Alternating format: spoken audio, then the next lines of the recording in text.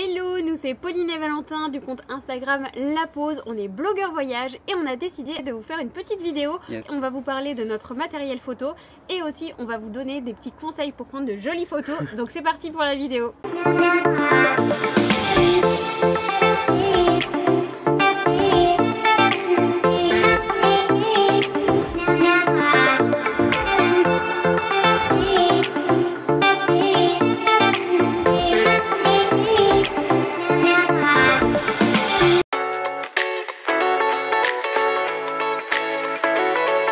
On commence par notre matériel photo et on vous montre notre indispensable en voyage, c'est notre fameux trépied. Notre meilleur ami. Ouais, donc vraiment cool pour prendre des photos à deux. Il existe vraiment plusieurs gammes de trépieds, des gammes que pour smartphone, des gammes que pour appareil photo. Ça peut aller de 20 à plusieurs centaines d'euros. Nous on a le Manfrotto Befree, il est parfait parce qu'on peut le mettre dans un sac à dos. Il est léger et puis voilà, il est compact. Ouais, il est assez haut en plus, donc ouais, c'est cool. Donc il nous accompagne dans tous nos déplacements et franchement il est indispensable pour nous. Et c'était notre premier équipement. Ensuite, notre deuxième équipement, c'est l'appareil photo qui nous prend actuellement en vidéo. Donc on a choisi un hybride, c'est le Lumix G90, donc il est assez récent, donc c'est pour ça aussi qu'on l'a choisi. Et surtout, on n'a pas pris de réflexe, tout simplement parce qu'en fait, on part bientôt autour du monde, donc on voulait quelque chose de compact, facile à mettre dans le sac. Donc c'est pour ça qu'on a pris celui-ci, et franchement, il est plutôt cool. Ouais, il est vraiment cool en termes d'encombrement, et pareil pour l'objectif, du coup on a pris le classique, le 1440, ça nous permet de faire pas mal de choses et peut-être qu'après le tour du monde on prendra peut-être un deuxième un peu plus grand angle. Ouais. Le troisième équipement du coup c'est le drone. On a un drone depuis 2017 mais là on vient tout juste d'en acheter un nouveau, c'est le GR2S. Et vraiment le drone, ce qui est vraiment cool, c'est qu'on peut prendre des photos du coup en hauteur, donc à avoir d'autres points de vue, et donc c'est parfait. C'est aussi une belle alternative par rapport au trépied parce qu'on prend beaucoup de photos à deux avec le drone. Et en termes de conseils, on vous conseille vraiment la marque G, c'est la meilleure marque pour nous sur le marché, surtout qu'ils ont une gamme de produits qui peut aller de 400-450 euros à plusieurs jusqu'à 2000 euros voire même plus, mais du coup il y en a pour tous les goûts, pour tous les besoins et tous les budgets, donc voilà. Et celui-ci il était à 1300 euros mais avec les 3 batteries, le filtre, enfin les filtres, enfin avec la sacoche, manette, donc c'est plutôt cool. Et souvent vous nous posez la question, est-ce que c'est facile de piloter un drone? Moi j'avoue que je laisse Valentin, il est télépilote de drone professionnel, donc il sait mieux faire ça que moi, mais après vous pouvez essayer par exemple dans des grands espaces, dans un champ, à la plage, enfin après il faut faire attention aussi au niveau de la réglementation. Il y a des applications qui vous disent si oui vous avez ou non le droit de voler vous avez le droit de voler. Mais en tout cas voilà, c'est bien de s'informer sur la réglementation pour au moins être clean et pas avoir d'accident pendant vos voyages, ce serait dommage avec le drone. Et surtout la marque à retenir c'est DJI. Ouais, exactement. Ensuite, l'autre équipement indispensable que tout le monde a, c'est le smartphone. Donc moi, j'ai l'iPhone 11 Pro. Ce qui est bien, c'est que vous avez 3 capteurs. Donc en termes de photos et de qualité, je trouve qu'il est plutôt pas mal. En plus, il y a un mode portrait sur le smartphone, ce qui permet aussi de faire un petit peu de photos floues avec un fond flou derrière. Vous avez le mode nuit également. Donc franchement, ça c'est plutôt pas mal en termes de téléphone. C'est facile, on peut le mettre dans la poche et on va dire que tous les nouveaux smartphones prennent de belles photos, donc c'est vraiment cool si vous n'avez pas forcément le budget pour prendre un appareil photo. Et ça se tient dans la poche. Et enfin, le dernier équipement qu'on met à chaque fois dans notre sac à dos, c'est le classique, c'est la fameuse GoPro. Donc on a la GoPro Hero 8 et franchement on est content, ça nous permet de faire des photos et des vidéos, alors dans plusieurs situations, mais notamment des situations dans l'eau ou un petit peu extrêmes, enfin type où on n'amène pas notre appareil photo comme le quad ou les choses comme ça.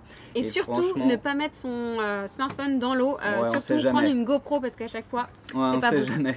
Et du coup la petite astuce, le petit conseil avec la GoPro, c'est d'acheter un adaptateur qu'on appelle un dôme, en fait, qui recouvre la GoPro et qui permet de prendre de jolies photos, notamment des jolies photos où on va voir l'extérieur et dans l'eau. C'est souvent celle qu'on voit le plus. On en avait un avant sur notre ancienne GoPro Hero 5, mais elle n'était pas adaptable avec les Hero 8. Il faudrait qu'on en rachète un autre. D'ailleurs, parce que ça fait de belles photos. Mais voilà, c'est le classique. Dans tous les cas, ce qu'on voulait vous dire, c'est qu'au niveau du matériel qu'on vous a présenté, ce qui est vraiment cool, c'est que ça tient dans un sac à dos et au niveau de l'encombrement, on est parfait. Ouais, et c'est pas trop lourd, donc non, franchement, c'est cool. Niveau matériel, vous savez tout. Maintenant, on va passer en termes de conseils et astuces photos.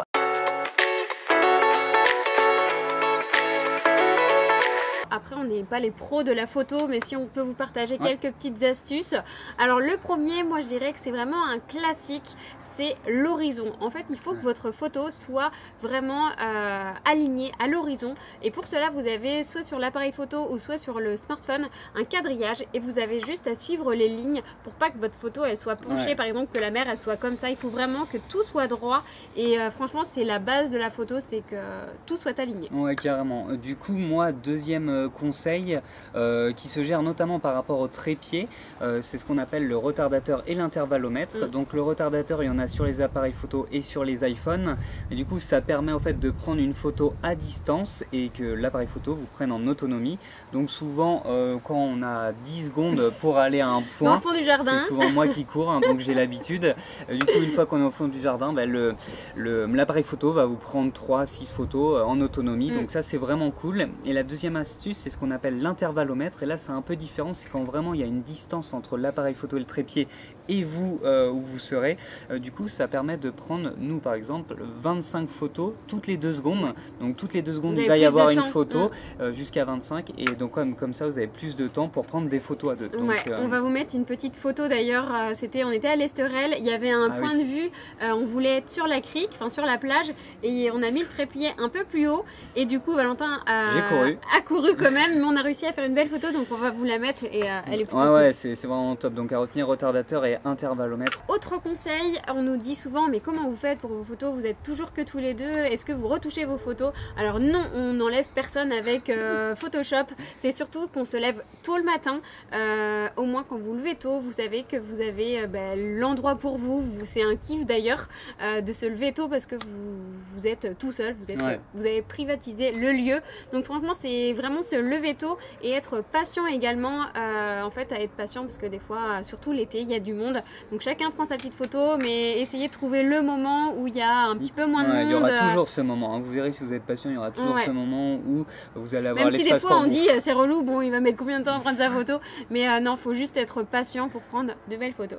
Et d'ailleurs cette tactique nous a permis de prendre pas mal de belles photos, parce que souviens-toi, à Venise, quand on avait fait la place Saint-Marc au lever de soleil, on s'était levé très tôt, et du coup il y avait personne, alors que normalement c'était bondé de monde, et d'ailleurs une heure après c'était bondé de monde, et on avait pu prendre une belle photo, lever de soleil, place Saint-Marc, c'était vraiment top. Le secret c'est vraiment de se lever tôt, vous allez kiffer, et en plus vous allez voir le lever de soleil. Et d'ailleurs en parlant de lever de soleil, ça nous amène au prochain conseil. C'est beau. Ouais, c'est beau, franchement, transition de folie.